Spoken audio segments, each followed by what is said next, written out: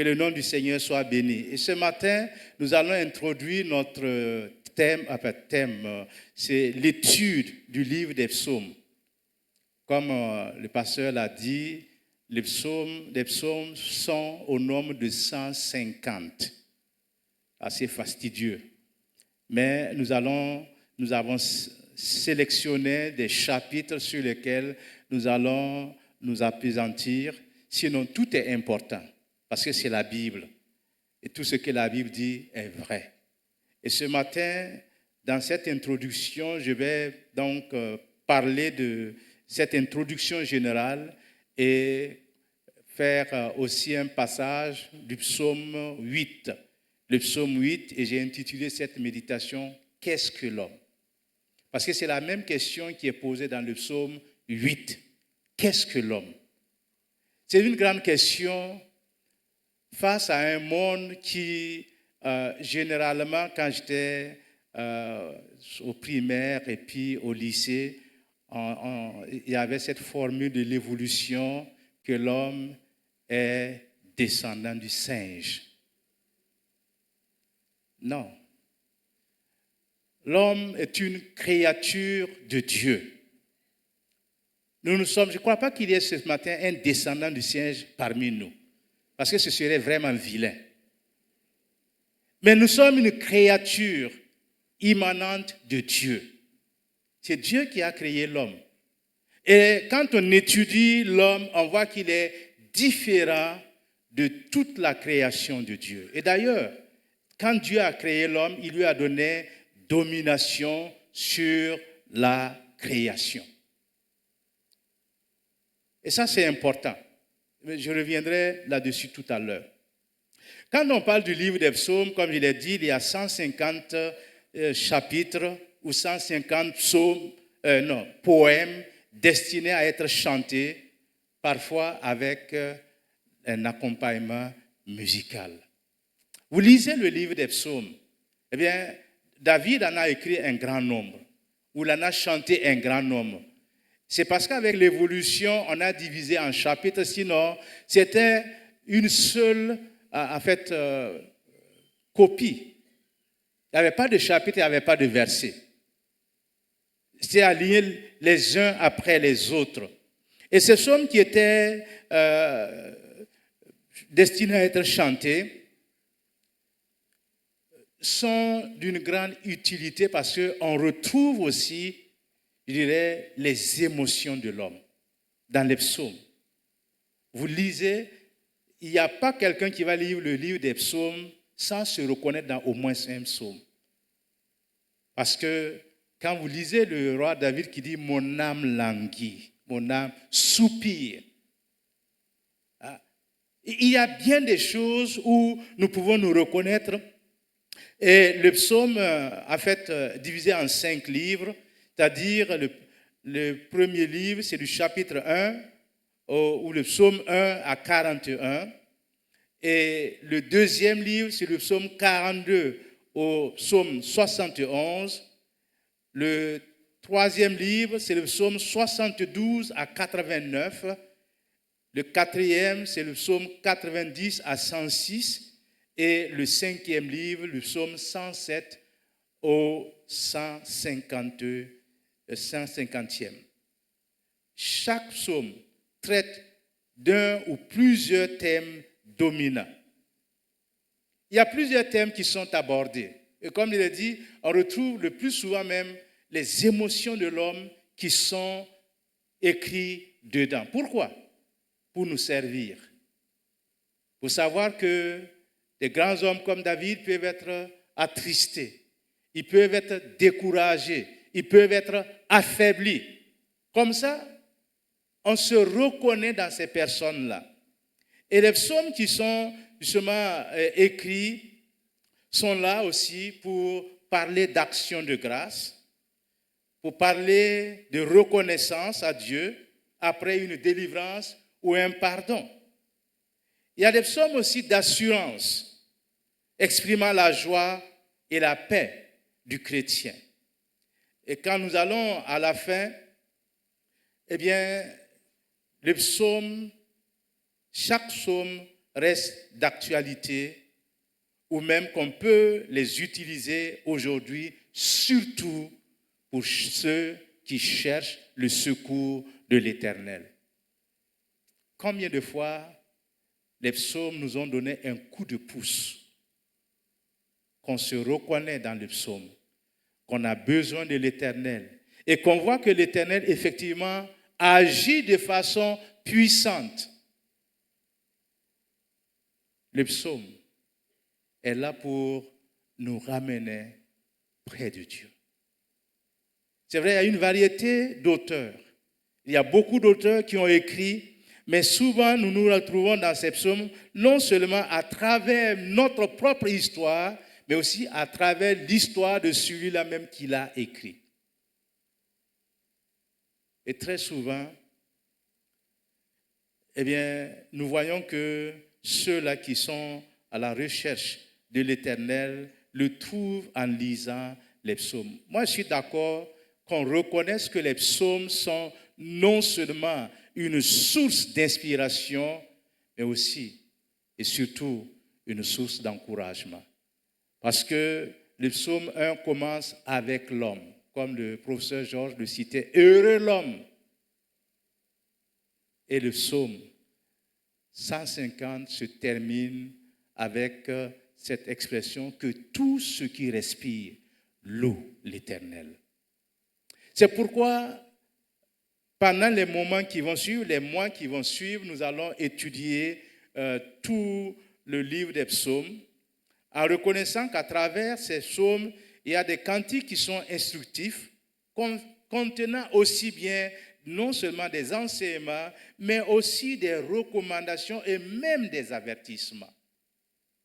Et l'homme se retrouve dans toute cette catégorie de recommandations, d'avertissements divins qui sont là, et aussi pour célébrer les privilèges que Dieu nous donne en tant que chrétiens.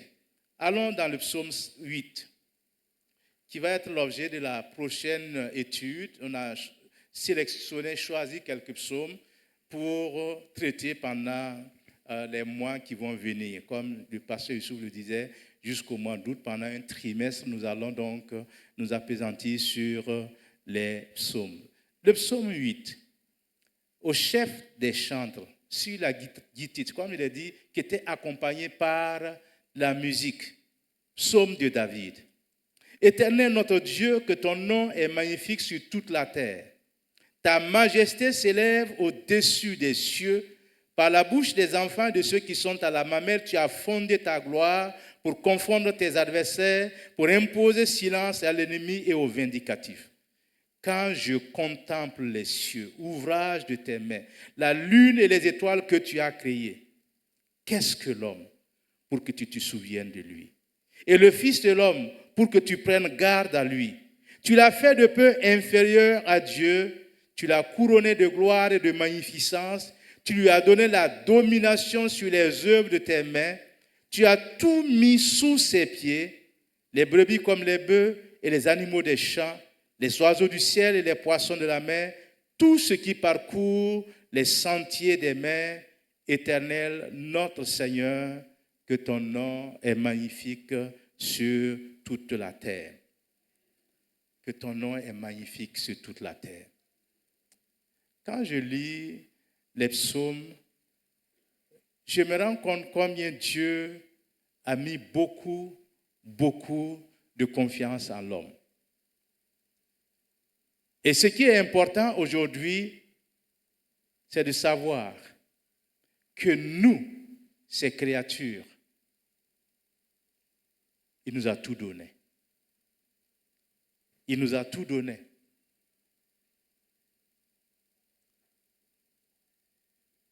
Dans le psaume 8, David s'étonne que tout l'univers soit confié à l'homme et qu'il ait la gestion de toute la création.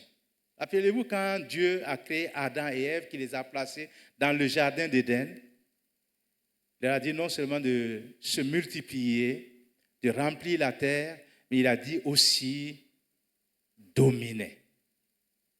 Dominer.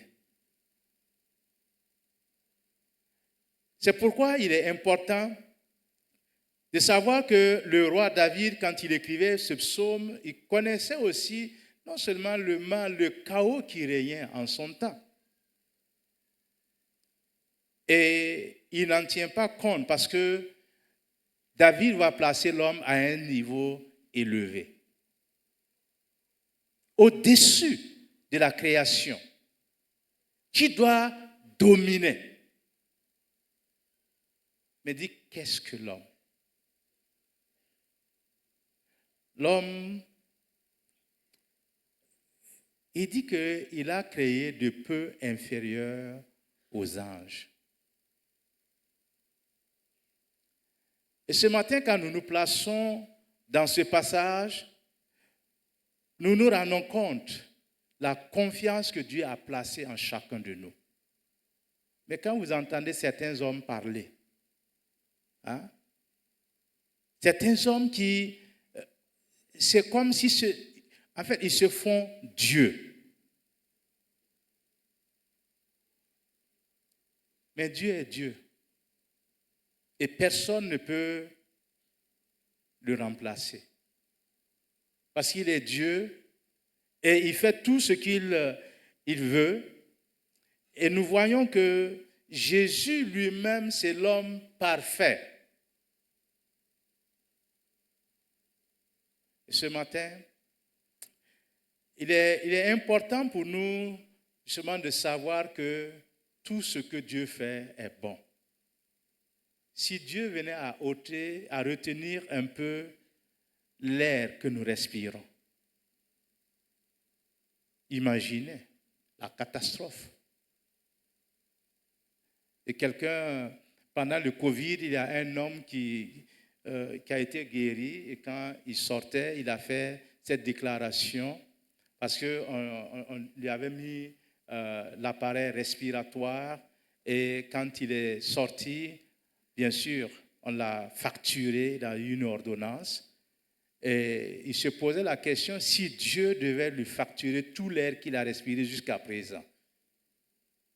Mais l'homme, non. On lui a donné sa facture. Il devait payer. Et vous savez, dans ces pays, on ne peut pas fuir. On ne peut pas fuir, on ne peut pas se cacher. Même si on rentre dans un trou, ils vont vous trouver. Ce n'est pas ici où les gens là sortent avec leur perfusion et puis comme s'ils vont faire pipi et puis bon. Mais quand nous considérons un peu tout ce que Dieu a fait, quand je lis ce psaume 8, qui rappelle non seulement la bonté de Dieu à notre égard, pourquoi il nous a fait de peu inférieurs aux anges. Pourquoi? Il aurait pu nous créer comme les singes. Mais l'homme est le seul être rationnel qui a été créé par Dieu. Il y avait pas mal d'animaux. Et beaucoup. Et même jusqu'à présent. Et Dieu a doté l'homme d'une intelligence extraordinaire. Je ne crois pas que les hommes aujourd'hui ont la même intelligence que Adam. Prenez le plus grand savant, vous alignez les animaux devant lui, vous lui dites de donner le nom de chaque animal, il n'arrivera pas, même avec l'Internet. Mais Adam a donné des noms à tous les animaux. Et quand nous voyons que l'homme aujourd'hui exclut Dieu de ses projets, parce qu'il est arrivé à un certain niveau où il croit que, comme dans la tour de Babel, construisons une tour qui monte jusqu'au ciel. Pourquoi? Parce que ces hommes ont voulu prendre la place de Dieu et Dieu leur a dit non, dans ces conditions, on descend et puis qu'est-ce qu'on fait? C'est pourquoi il y a des Mossi, il y a des Boaba, il y a des Samo, il y a toutes sortes de langues pour qu'ils ne se comprennent plus pour aboutir à leur projet. L'homme ne peut pas être plus sage, plus intelligent que Dieu. Mais il a considéré l'homme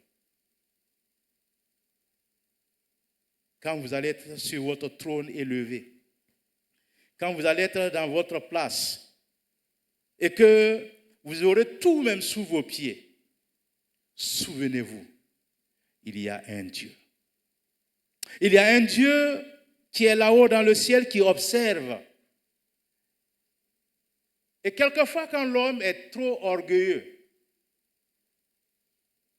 Dieu lui montre que au-dessus de lui, au-dessus de sa tête, il y a un Dieu.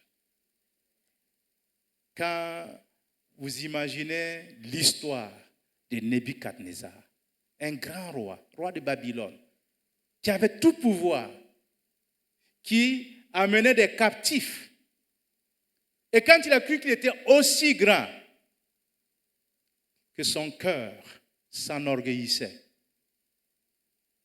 Dieu a jugé Nebuchadnezzar. Un homme, un grand homme, un grand roi, qui subitement s'est mis à brouter de l'herbe comme un animal. Ses beefsteaks, ses soupes et puis ces choses, c'est fini. Devenu comme un animal. Vous considérez Hérode. Hérode qui est aussi un grand roi, qui a commencé à faire des choses. Il a même voulu tuer le Fils de Dieu. Mais au finish, quand il parlait, que les hommes disent, c'est la voix d'un Dieu, c'est la voix d'un ange. Qu'est-ce qu'il est devenu? Hein? Les vers, subitement, les vers l'ont mangé. Toute sa splendeur, toute sa grandeur, zéro. Parce qu'il n'a pas donné gloire à Dieu. Quand l'Éternel confie l'administration de la création à l'homme, il lui a donné une grande responsabilité. Parce que ce n'est pas à des anges que Dieu a soumis le monde entier, mais c'est à l'homme. Mais il pose en même temps la question, qu'est-ce que l'homme? Qu'est-ce que l'homme? Et dit, pour que tu prennes garde à lui, que tu prennes soin de lui, que tu aies une attention particulière pour lui. Ce matin, nous sommes l'objet de l'attention de Dieu, chacun de nous. N'eût été cette attention particulière de Dieu, où serions-nous? Et Dieu prend soin de nous chaque jour qui passe. Peut-être que nous n'avons pas prêté attention, mais Dieu prend soin de nous chaque jour. Mais David pose la question, qu'est-ce que l'homme? Est-ce que nous nous sommes déjà posé la question, qui suis-je? Qu'est-ce que je fais sur cette terre? Qu'est-ce que j'apporte sur cette terre? Qu'est-ce que l'homme? Mais David ajoute quelque chose de très intéressant. Il dit, tu l'as couronné de gloire. Tu l'as couronné de gloire. Et tout lui est soumis. Mais c'est vrai qu'aujourd'hui, nous ne voyons pas que tout soit soumis à l'homme. Mais cet homme du psaume 8 représente Jésus. Jésus qui est venu sur la terre, qui reviendra, même quand il était sur la terre en tant que personne physique visible, eh bien, on s'est opposé à lui. Et tout ce que les hommes faisaient, c'était justement de lui faire du mal. Mais gloire au Seigneur, il va revenir. Et ce jour-là, la parole de Dieu nous dit que toute langue confessera que Jésus est Seigneur. Tout genou fléchira C'est quelque chose qui va se produire. Et nous qui le croyons, nous qui sommes des enfants de Dieu, nous devons nous rendre compte que Dieu nous a donné ce pouvoir-là. Qu'est-ce que l'homme? David, en posant cette question, eh bien, nous rappelle aussi la finitude de l'homme. Lui était un grand roi. David était un grand roi. À part son fils Salomon, personne ne l'a égalé.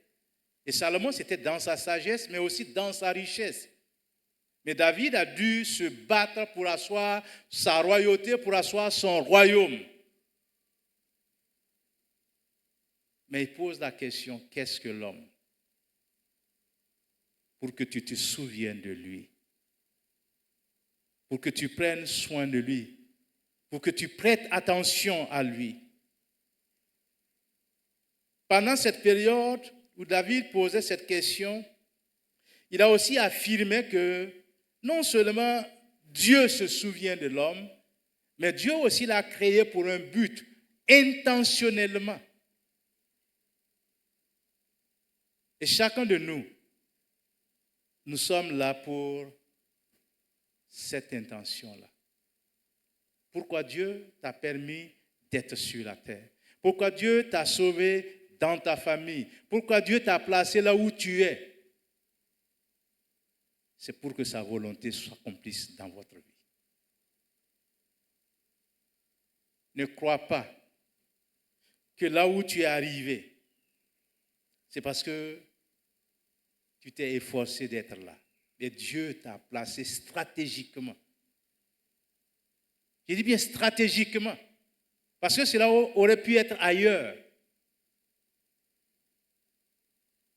Et ce matin, ce psaume nous rappelle que non seulement nous avons cette responsabilité, nous avons cette tâche, mais de nous rappeler aussi que Dieu est avec nous. Dieu est avec nous pour que nous puissions faire sa volonté, exécuter sa volonté. Qu'est-ce que l'homme? L'homme, quand vous lisez dans le Nouveau Testament, Jacques nous dit que l'homme n'est rien. L'homme n'est rien. Sa vie, c'est comme une vapeur. Sa vie, c'est comme la rosée. Quand le soleil se lève, eh bien, la rosée est partie. Et malgré tout, Dieu a placé sa confiance en l'homme. Et cette interrogation du roi David est aussi nôtre ce matin. Qu'est-ce que l'homme? Qui tu es? Qu'est-ce que tu fais? L'homme ayant eu cette grande responsabilité, en étant de peu inférieur aux anges, doit tout, absolument tout à Dieu et à Dieu seul. Quand je comprends que Dieu a placé en moi une grande responsabilité, que Dieu me donne de pouvoir exercer cette autorité, cette domination sur la terre, je dois reconnaître ma petitesse devant Dieu. Il n'y a pas d'orgueil. Il n'y a pas quelqu'un qui va s'enorgueillir en disant « Oui, je domine sur tout ». Et comme il y en a qui, quand effectivement ils arrivent à un poste de domination, ils prouvent que c'est moi qui suis là. C'est moi qui commande. C'est moi qui dirige. Non. On devrait être reconnaissant simplement à Dieu. Et ce psaume est un rappel à chacun de nous. Tout ça pour que Dieu soit reconnu dans notre vie. Parce que ceux qui, au nom de la liberté, clament bien haut et fort qu'il est interdit d'interdire, veulent la disparition de tous les tabous. Tout juste ce matin, avant de venir, j'ai suivi une émission de la la télévision Espérance. C'est une nouvelle chaîne de l'Église méthodiste unie de Côte d'Ivoire. Ils sont allés en Caroline du Nord, à Charlotte. Et cette Église méthodiste unie a déclaré qu'on peut célébrer les mariages, même des homosexuels. Ils se sont levés lors de l'Assemblée générale en disant qu'eux, ils se retiraient de cette Église méthodiste unie. Et la femme juriste qui les accompagne des choses a dit, c'est le 28, ils sont revenus en Côte d'Ivoire, ils ont tenu une conférence de presse pour dire qu'eux, ils se désolidarisaient de ce que les Américains ont dit et qu'à partir de maintenant, eux, ils vont chercher leur propre chemin parce qu'ils veulent suivre la parole de Dieu. Et la femme juriste a dit, dans de telles conditions, l'Église méthodiste unie de Côte d'Ivoire sera obligée de changer de nom pour marquer la rupture. Et voyez jusqu'où l'homme est allé dans l'Église.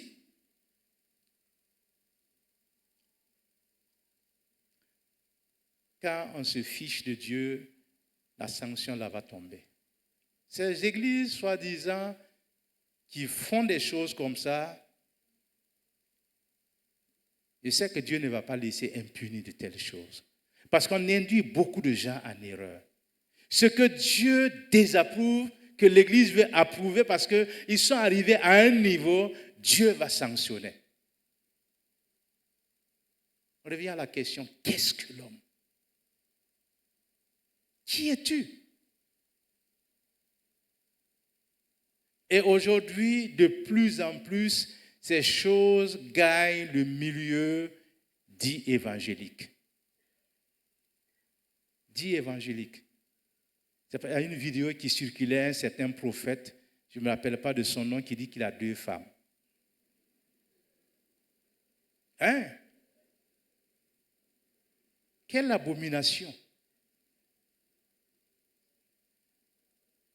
Et j'ai eu envie de vomir quand ce sont des gens comme ça qui traînent le nom de l'Église devant les païens. J'ai reçu quelques réactions par rapport à certaines sœurs de l'Église m'ont dit qu'il faut qu'on arrête cela et tout. Nous sommes un pays laïque. Vous pouvez essayer, il va dire qu'il a ses papiers. Vous allez faire quoi? Ces gens-là, on ne peut que prier pour ces gens-là, pour qu'ils ne salissent pas davantage le nom du Seigneur. Mais c'est l'homme. Il arrive à un certain moment où il se croit au-dessus de tout. Et heureusement que Dieu l'a fait de peu inférieur. La chute de l'homme est arrivée quand?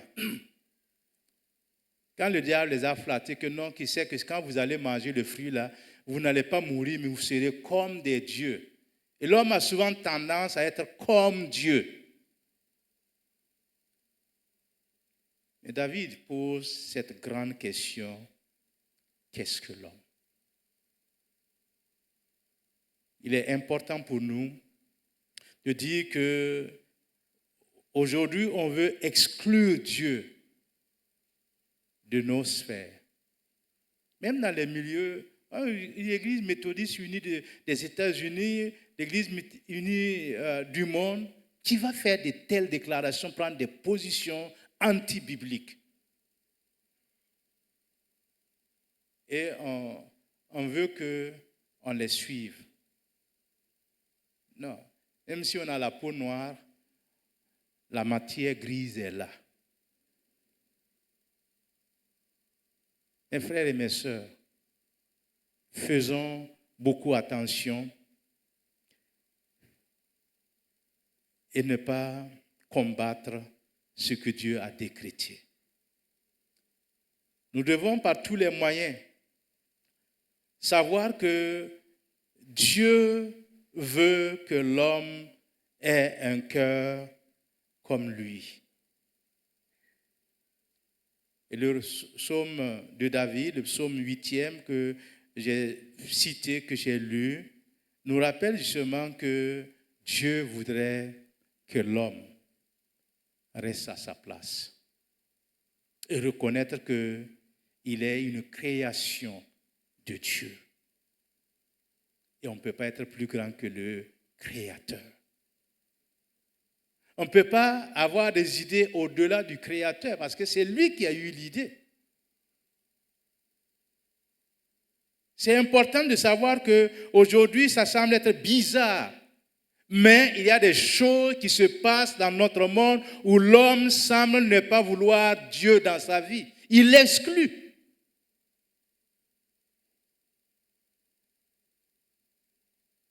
Vous voyez, il y a tellement de choses à dire sur ce qui se passe dans notre monde que je pense que je vais m'arrêter là. Parce que plus on y pense, plus c'est révoltant. Plus on y pense, plus on voit l'homme exclure le Créateur de la création. Qu'est-ce que l'homme n'a pas tenté de faire? Tout. Même clowner. Vous voyez un peu? Jusqu'où va l'homme? Dans des laboratoires. Et la dernière fois, j'ai lu, on avait fait une greffe de rein de cochon à un homme. Il a vécu quelque temps et il est mort. L'homme veut se mettre au-dessus de Dieu. Il n'est pas plus intelligent que Dieu. Il a beau faire. Il y a quelqu'un toujours au-dessus. Qu'est-ce que l'homme? Que Dieu nous aide à le reconnaître dans toutes nos voies, comme le psalmiste le dit. À ne pas l'exclure de notre vie. À ne pas l'exclure de notre domination, de l'autorité qu'il nous a donnée. Ça, nous devons le comprendre et savoir que nous sommes là pour un but et de savoir que Dieu nous a créés pour faire quelque chose et de reconnaître qu'au-dessus de tout, au-dessus de nos têtes, au-dessus de notre autorité, au-dessus de notre domination, il y a un Dieu qui ne change pas. Seigneur, ce matin, merci pour ta présence.